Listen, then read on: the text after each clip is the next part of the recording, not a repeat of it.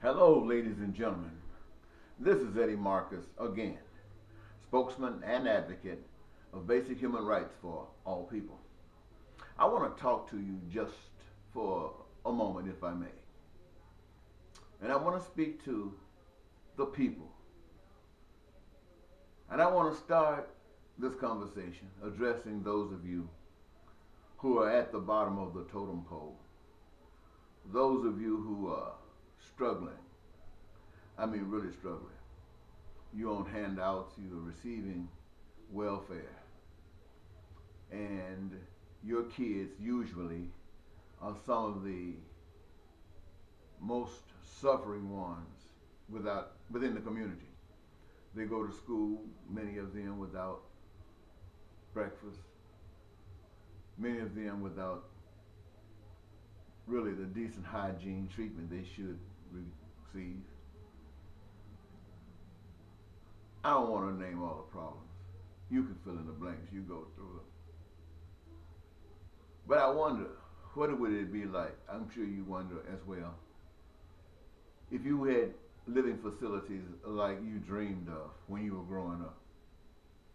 What if you were able to care for your children like you just knew that you would be? Back in the days when you used to dream of it, you remember how wonderful it was going to be.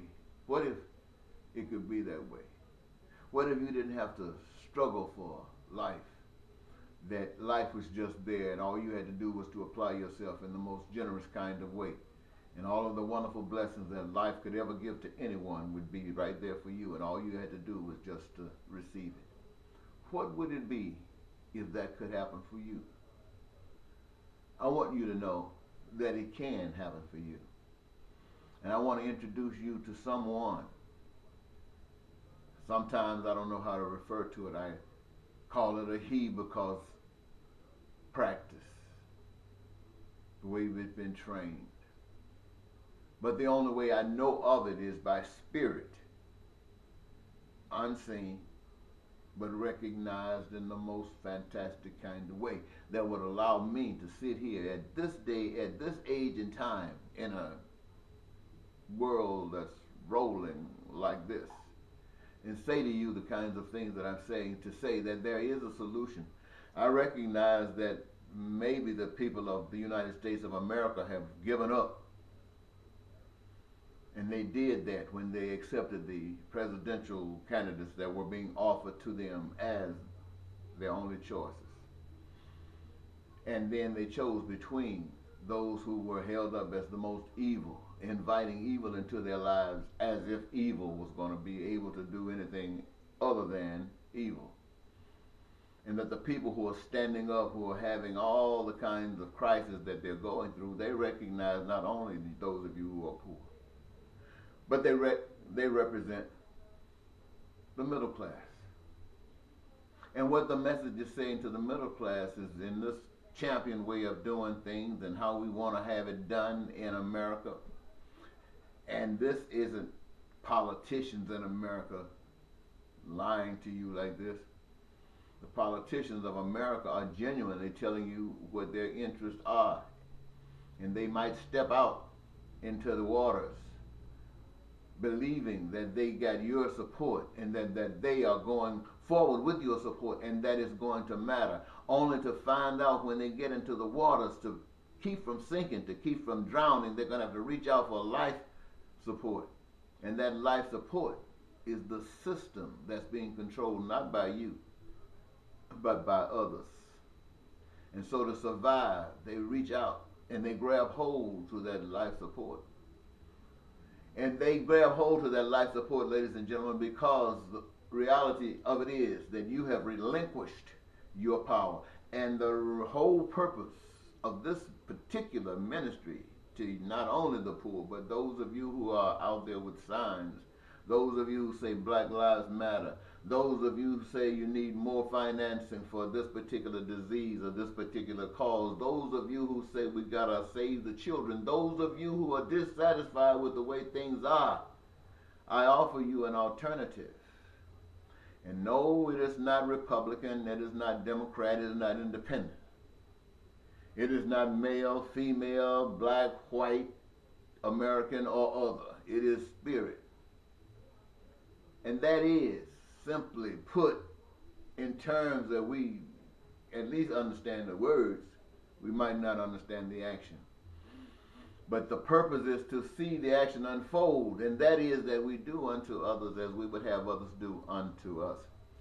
And what does that basically mean? That means that if we want peace and we want prosperity, we want joy in our lives, we got to reach out for it. And how do we reach out for it is by treating people as we want to be treated.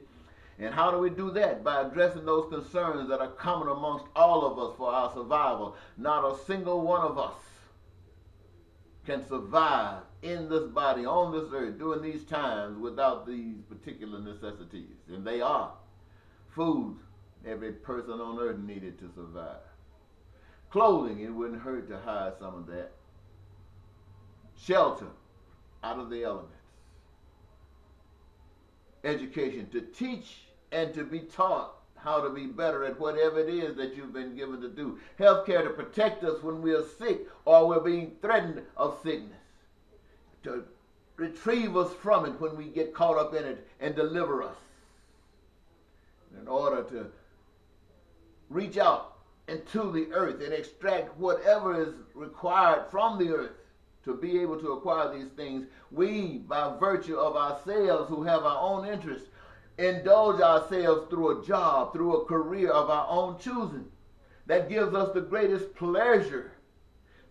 Cream on the top, doing what we want to do. And it is fitting into that process that creates the goods and services that we just stated are essential for our survival. That way, everybody got no excuse for anything. For them, there's no reason to have anything other than peace. No reason to have anything other than prosperity, because we're working on a vein that produces nothing other than that. And when you put those two together, it gives us joy. So what we're talking about is a change of system. We're talking about a change of system for the United States of America, and we're talking about a change of system for the world. And we're talking about one of love. We're talking about one that will produce the things that we say. We're not trying to build walls and hold ourselves special, supreme, superior to all others, keep everybody else out while we go out and negotiate and try to get our benefit above that of everybody else. Do you know how all outside of these walls we will be hated? That is, ladies and gentlemen, listen, you know that. Don't act like you don't. But there is only one true choice. What you have happening right now is very, very ugly in the sight of love and in the sight of peace. It's very, very ugly. And it is not just the American government. It's America. That means the government and you, the people. Because to the outside world, the only way that the government can do this is if you, the people, allow it to happen. You, the people, allow it to happen. So to see the government, it is a reflection of the power, the ultimate force, the majority of the people of the United States of America. Sure, they see those of you out there with signs, but you seem to be a minority, a very small minority, that is having no effect on the outcome outside of these continental United States of, should I say, our interest. We got to be crazy to not understand this. But we are crazy if we walk away from the truth.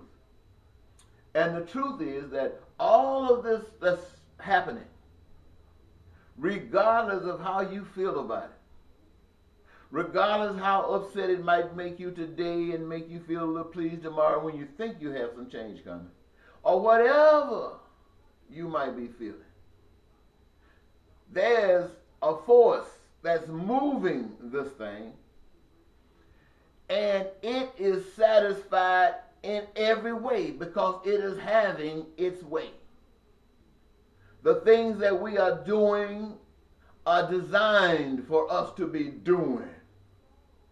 Designed by the way we propagandize, whether it's through education, or whether it's through television or music, whatever the situation is, we are being programmed to be just as we are, and that is at odds with one another.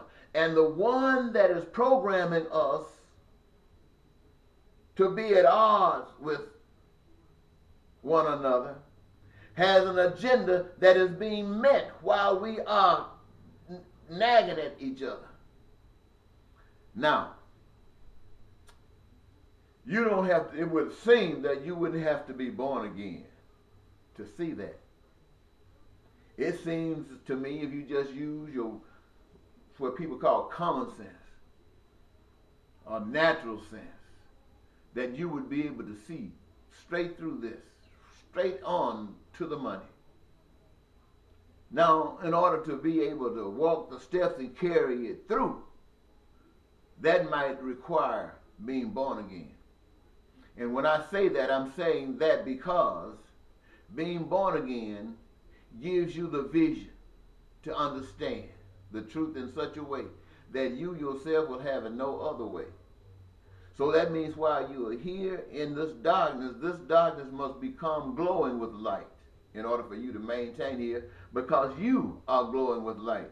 Light against its darkness, meaning that you are representing truth of life in this dark place. And as people begin to see the light, people will welcome the light. And as they welcome the light will glow and glow and glow. And we wipe this stuff off not just here in Minnesota, not here just in the Midwest, not just here in the United States of America, but it will shine. If we get it to shining through the USA, it will shine all across the globe. And this is the way that the Spirit wants to take America forward. This is the way the Spirit wants you. This is the reason that the Spirit wants you. This is the reason that I'm standing here, sitting here, saying to you, it is wonderful to be born again. So you don't just be born again. No, you don't just be born again. You got to want to be born again. You got to want to be pregnant. You want to get caught up in a pregnancy. You want to see life. You want to be a part of life. And that hunger creates spirit from your heart that reaches out to the Spirit that's always there saying, reaching out a helping hand. And now you're at that point, and it's different for each of you, but you're at that point where you can see God in God's Spirit. You can see God. What I mean by that? I mean you can see love beyond any capacity of humans. You've never seen it before in your life. And here it's happening, and there are no other humans involved.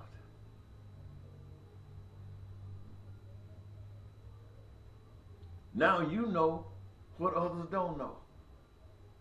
And how do they know that you know what they don't know? By the way you walk, not just by the way you talk. Talk is cheap. Everybody knows that. Talk is cheap. But walking, oh buddy, there's a price to pay for walking.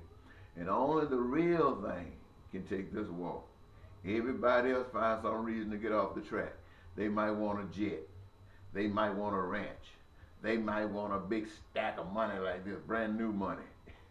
They might want all kinds of things. But they don't want to pay the price for being free. And if they are not willing to pay the price to be free, they can't tell you how to be free.